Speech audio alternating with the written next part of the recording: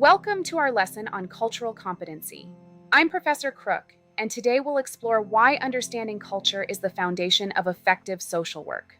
We'll look at how culture shapes our worldview and why this knowledge is indispensable for any social worker.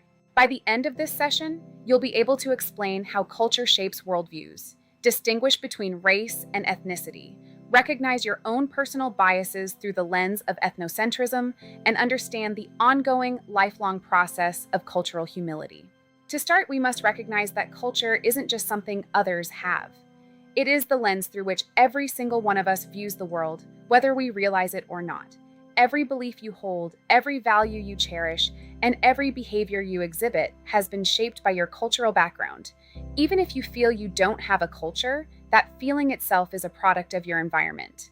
Culture shapes our deepest beliefs, our communication styles, and our very behaviors. It is not static, it is learned from those around us, shared within our communities, and it is constantly evolving over time. As we grow and interact with new environments, our cultural identity shifts and expands.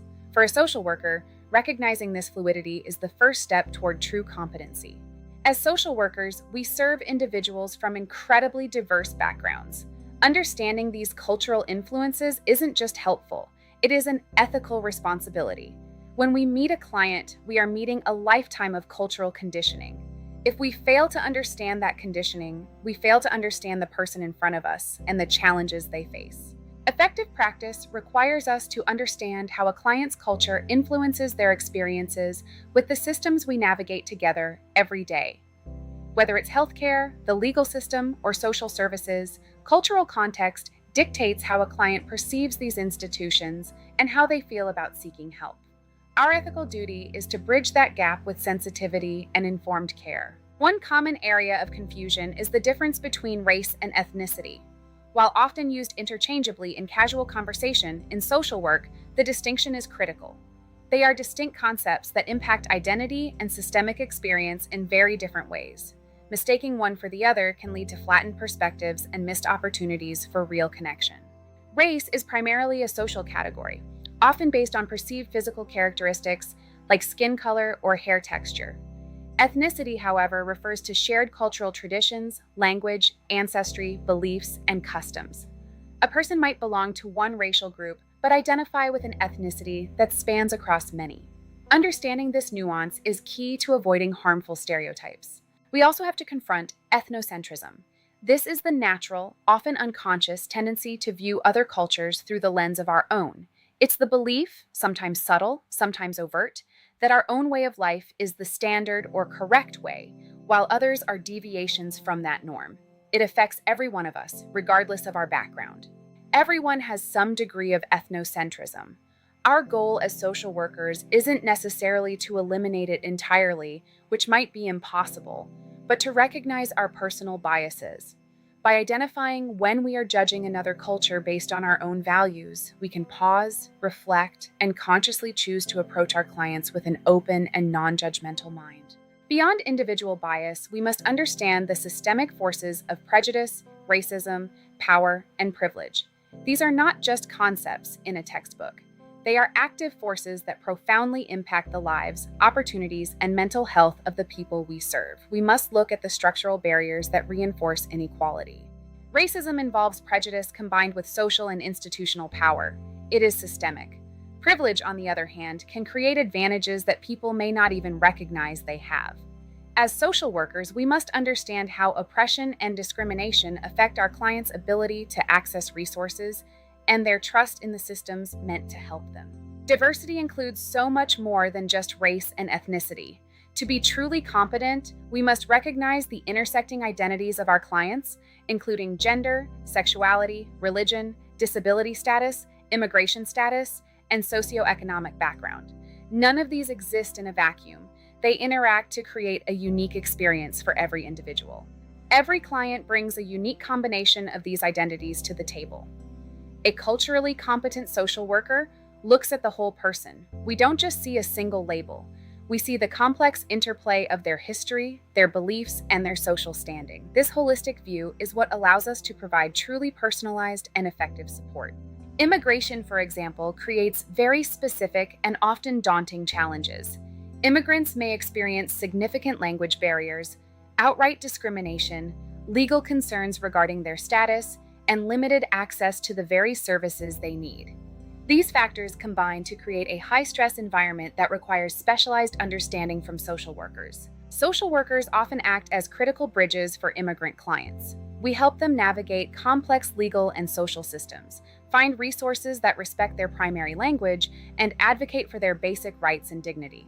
Our role is to ensure that their immigration status does not become a barrier to receiving the care and justice they deserve. It's important to remember that cultural competence isn't a destination. You don't just take a class and become competent. It is a lifelong process of self-awareness, knowledge building, and skill refinement. It requires constant reflection on your own growing edges and a commitment to staying informed as the world around us changes. This process requires deep humility. No social worker can ever know everything about every culture. Cultural humility means avoiding assumptions and stereotypes, asking questions, and being willing to learn directly from our clients. It is about respecting their beliefs and traditions as the primary experts of their own lives. Cultural differences directly impact service delivery in profound ways. A client's beliefs about health, mental health, family structure, and communication will dictate how they respond to treatment. If we approach every client with a one-size-fits-all mentality, we risk alienating them and providing interventions that are simply ineffective. We must adapt our interventions to meet these cultural needs. This might mean changing how we communicate, involving family members in the process, or incorporating a client's spiritual beliefs into their care plan. When we honor a client's culture, we strengthen the therapeutic relationship and improve the likelihood of a positive outcome.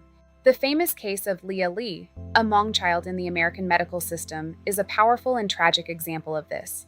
Profound cultural misunderstandings between her family's traditional beliefs and the Western medical system led to catastrophic failures in her care. It serves as a stark reminder of what happens when cultural competency is ignored. Leah's story teaches us that effective communication and cultural understanding are not optional extras in social work. They are critical, life-saving components of professional practice. Social workers often serve as the vital advocate and bridge between complex institutional systems and the diverse families they are meant to serve. Ultimately, cultural competence is a tool for social justice. By understanding and valuing diversity, we actively work to reduce the oppression and discrimination that hold our clients back. It strengthens our ethical practice and ensures that we are advocating for the dignity and inclusion of all people, regardless of their background. We advocate for equal access to resources and for the respect of every individual's unique identity. This is the heart of our mission as social workers. Cultural competence isn't just about being polite, it's about being effective agents of change in a diverse world. It fulfills our commitment to the values of our profession. To wrap up, remember, cultural competence is the ongoing ability to recognize your own biases, understand diverse perspectives, and provide services that honor the unique identity of every client. It is about promoting social justice and strengthening the relationships that allow us to improve outcomes for individuals and communities alike. Thank you for your attention today. I hope this lesson provides a solid foundation for your practice. Keep reflecting on your own cultural journey and practicing humility. I'll see you in our next lesson where we'll explore specific advocacy strategies in more detail. Coming up next, general practice. We'll explore core frameworks and ethical standards in the field. Until then, stay curious and keep learning.